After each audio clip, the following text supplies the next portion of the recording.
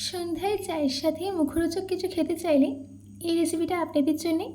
মাত্র দুটো উপকরণ দিয়ে আজ আমি আপনাদের জন্য এমন একটি স্ন্যাক্সের রেসিপি নিয়ে এসেছি যেটা খেলে আপনারা বারবার বানিয়ে খেতে চাইবেন।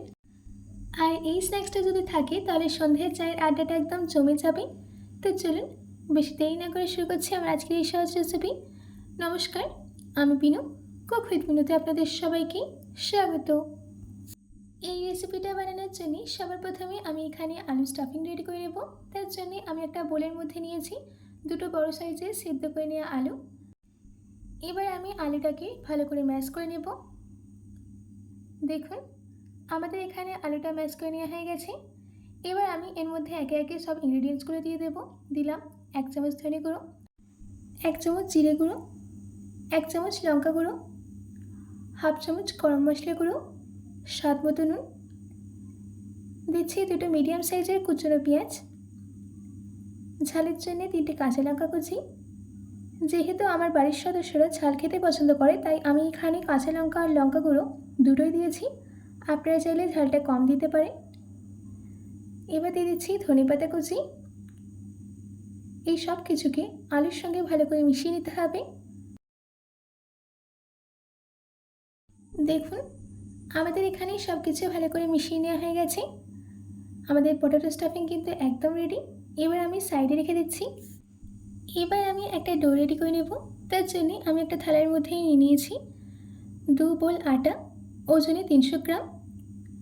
দিচ্ছি 1 চামচ নুন, 1 চামচ কালো জিরে, 3 চামচ সাদা তেল।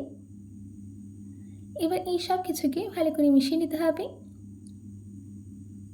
দেখুন আমাদের এখানে সব কিছু ভালো করে মিশিয়ে নেওয়া হয়ে গেছে আর ময়ানটাও কিন্তু একদম পারফেক্ট হয়েছে। এবার আমি অল্প অল্প জল দিয়ে এটার একটা সফট ডো রেডি করে নেব। একসঙ্গে কিন্তু সব জল দেবেন না, অল্প অল্প জল দিতে থাকবে।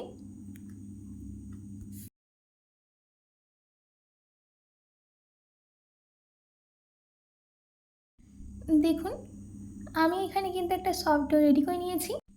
এবার আমি এই ডোটা থেকে রুটির সাইজের লেচি কেটে নেব।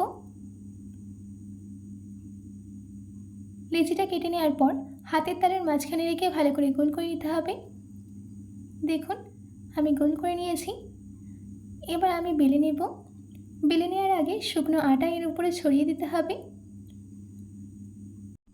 তারপর বেলে নিতে হবে।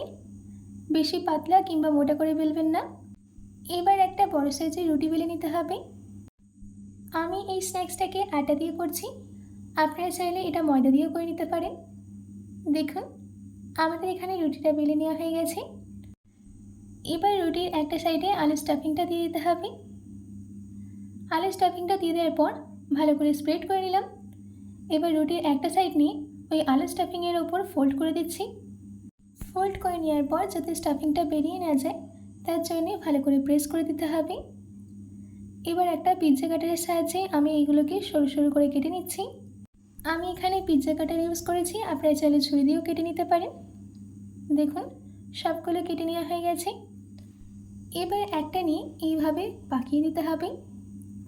দেখুন আমাদের ডিজাইনটা কত সুন্দরভাবে রেডি হয়ে গেছে। এবার আমি এগুলোকে একে একে রেডি করে ভেজে নেব। তার জন্যে আমি মিডিয়াম ফ্লেমে তেল গরম করতে দিয়েছিলাম। তেল গরম হয়ে গেলে একে একে এগুলোকে দিয়ে দিতে হবে আর দেওয়ার সঙ্গে সঙ্গে একদমই নাড়বেন না। যখন এই স্ন্যাক্সের একটা সাইডে একটা সুন্দর গোল্ডেন কালার চলে আসবে তখন অপর সাইডে উল্টে দেবেন। দেখুন আমাদের স্ন্যাক্সগুলোর মধ্যে কিন্তু সুন্দর গোল্ডেন কালার চলে এসছে। এবার আমি এই স্ন্যাক্সগুলোকে তেল থেকে তুলে নিয়ে একটা প্লেটে নামিয়ে নেব। ব্যাস রেডি হয়ে গেল আমাদের দারুণ স্বাদের পটেটো স্ন্যাক্স।